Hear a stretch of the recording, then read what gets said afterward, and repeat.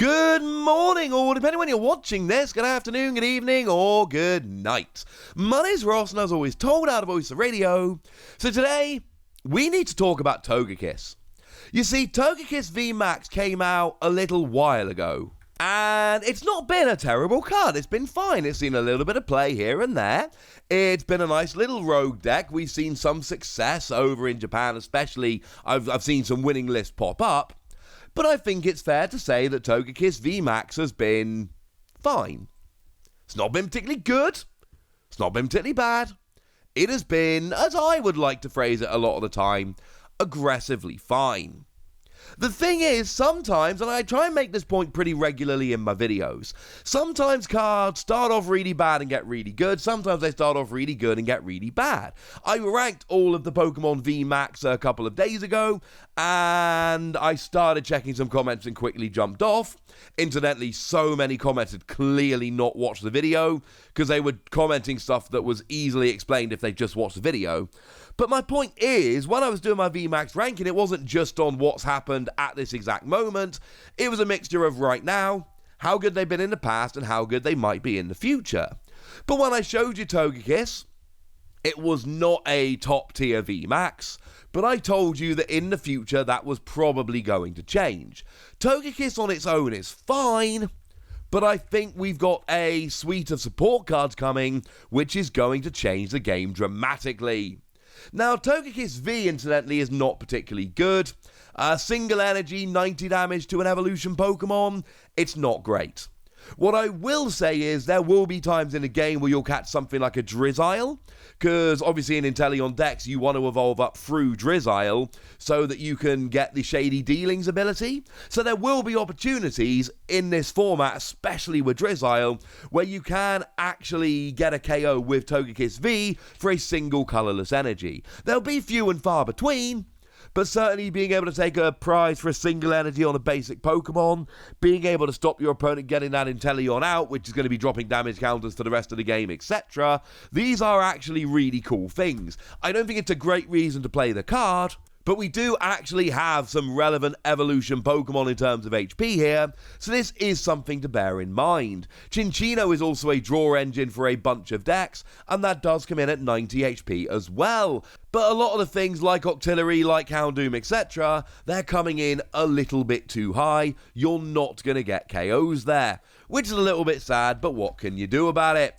Do remember, of course, you can use powerful colourless energy to go up to 110, which is quite nice for a single energy, but it's still not perfect. Occasional KOs, nothing amazing. The reason we like Togekiss VMAX is for the attack Max Glide.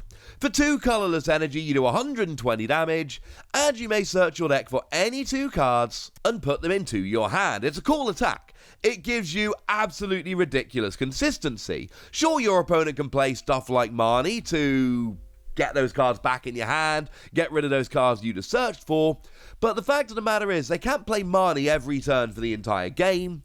Even when they do play Marnie, they're giving you a new hand coming into your turn, and when they do play Marnie, it's not as good a draw engine as something like Professor's Research, so they might end up having to slow down their own setup to try and slow you down, which is clearly a good thing for you. But the fact of the matter is, up till now, Togekiss hasn't been perfect. 310 HP is quite low in terms of Pokemon VMAX, and 120 damage just isn't enough, and it's just not quite been good enough. Fun, just not quite good enough. And also, you've got to find the 2 energy, because we got Twin Energy at the moment, but that doesn't count because you got a rule box. And we've got Rapid Strike energy, but that doesn't count, you're not a Rapid Strike Pokemon. So you've got to be playing around with some kind of energy acceleration, and that just makes things a little too awkward.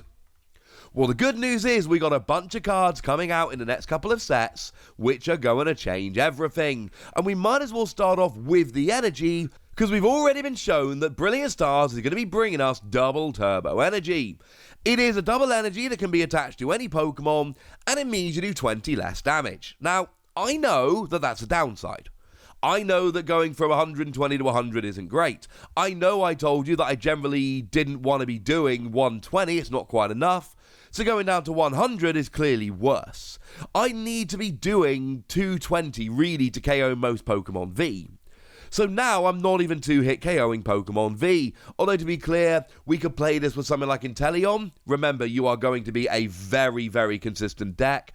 Or you could just use Vitality Band, and then you'd be doing 110. So over 2 turns, you'd be doing 220, and that would be enough. And to VMAXs, 3 turns, 330. So just that extra 10 damage from Vitality Band could make a whole heap of difference here. It is something to bear in mind. But the fact of the matter is, this is now a one-shot thing. 1 turn. Soon as you get Togekiss VMAX out, you attach a single energy and you're hitting 100 searching for any 2 cards. And searching for any 2 cards is ridiculous. It means I can use that Inteleon line and I'm going to be able to get that out so much easier and more consistently than any other deck because I can just search. And I can search my Drizzar, which will then search me a trainer card, and it all gets just a little bit silly. If my opponent's got a good hand, I can search a Marnie. If my opponent's got a Pokemon on the bench I really need to take down or I want to try and stall for time, I can go and get Boss's Orders. I can, every turn, have the best cards. I can play a Disruption deck, I can play a deck of Inteleon, and that's the thing that makes Togekiss so amazing moving forward. It can be whatever you want it to be. You can make it into anything because you're searching out any 2 cards. You can play random text with random energy because you are constantly searching out any 2 cards. If I want to play a little Fusion Strike suite in there, I can just go for Elisa's Radiance. And I can literally play 1 Elisa's Radiance and 2 Fusion Energy in my deck. Because I can use Togekiss to search out Elisa's Radiance at the perfect time, use Elisa's Radiance to search those 2 Fusion Energy, and oh yeah, that 1 Fusion Strike Pokemon I played because of Elisa's Radiance, well, great news, because I can search that out at the same turn I search Elisa's Radiance. Although because that attaches to different Pokemon, might I suggest playing 2 Fusion Pokemon. And I'm not saying you should, and I'm not saying you have to, I'm giving you this as an example. I can play 1 Rapid Strike Pokemon with 1 Rapid Strike energy, and sure, there'll be occasional games where they're prized, and that's a bit sad, but I can play random one-off techs. Back in the Diamond and Pearl era, we saw a whole bunch of people. I mean, great example, Michael Pramwat came second at the World Championships and played a 1-0-1 line of Machamp. Already playing Rare Candy in the deck, so they literally played 1 Machop, 0 Machoke, 1 Machamp in a deck that got second at Worlds and honestly should have won Worlds. And the reason this worked was the combination of Claydol and Uxie gave such a ridiculous amount of consistency that you just rolled. And you could legitimately play a 1-0-1 Stage 2 tech. Well, now you can. You can play a basic, a Rare Candy in a Stage 2, grab the basic at some point during the game for a quick ball or something along those lines, and then just use Togekiss to search for a Rare Candy in a Stage 2, even if you're only playing 1 of each. Hope they're not prized. And then you've got that Stage 2 set up randomly. And that's my point here. You have options in a Togekiss deck you don't have in other decks because you're searching any 2 cards. And please, please, please do not understate quite how important double turbo energy is. Being able to get this rolling for a single energy attachment is absolutely huge. But we've still got the issue of, hang on a second, Togekiss is a little bit weak. Well, we've got a pair of cards that will deal with that quite nicely. Because one of the cards that just came out in Fusion Strike is Dunsparce. And Dunsparce is one of those cards that a whole bunch of players will look past, and then something like this will happen and you'll go, oh my goodness, Dunsparce is broken. Because Dunsparce is a fairly small, uninspiring, pretty weak, single prize Pokemon. Just a little basic Pokemon. Nothing terribly special about it. But the thing about Dunsparce is, it removes your weakness if you're a colourless Pokemon. So now all of a sudden, you don't have a weakness. And that means that anybody KOing you has got to be able to do a flat 310 damage. They can't hit for weakness anymore. They've got to actually hit for 310. And that is a lot. And some decks can do it. Single Strike Urshifu absolutely can do it. They'll need 2 Single Strike Energy, although Houndoom will make that happen. So yeah, fine, Single Strike Urshifu can still get a 1-hit KO for 4 energy if 2 of them are Single Strike and they discard them all. Although they've got 4 single strike energy and they've got Earn of Vitality, so single strike Urshifu will still be a little bit of a problem. But then again, if you're worried about that, play a counter, remember you're crazy consistent. And then in Brilliant Stars, we've got Cherin. Well, it's not actually Cherin, it's called Cherin's Care. We've got Cherin. It's way better than Cherin. Because what you do is you put one of your colourless Pokemon that has any damage counters on it and all attached cards into your hand. Which means that if your opponent doesn't one-hit KO you, you can use Cherin's Care, and then you pick up your Togekiss VMAX, your double turbo energy and any tool you might have, and as long as you've got a Togekiss V on the bench, and bearing in mind you're crazy consistent you will have, your VMAX, attach the double turbo, attach any tool you might have, and round we go. And there's no if you've got Cherin's Care rubbish going on, because remember what deck you're playing. But Wazzy, won't you run out of Cherin's Care? No! No, you won't, ladies and gentlemen, because Palpad is still a thing. Palpad is very much still in the format, so you can play Cherin's Care and 4 Palpad, and that actually adds up to 12 Cherin's Care throughout the course of the game. That's a lot, and you can be searching it every single turn. And that's what is going to make Togekiss so good. Sure, you're only doing 100 damage, that's not ideal, but the fact that you're searching every turn, so you can be crazy consistent, or you can play really weird one-off techs and know that you can find them, assuming they're not prized.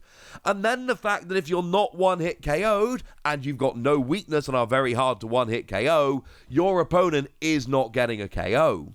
And because the core of your deck is really 4 Togekiss, 3 or 4 VMAX, 4 double turbo, that gives you so much room to make whatever you want in the deck. And maybe you want to play some more energy for if you don't get that double turbo early in the game.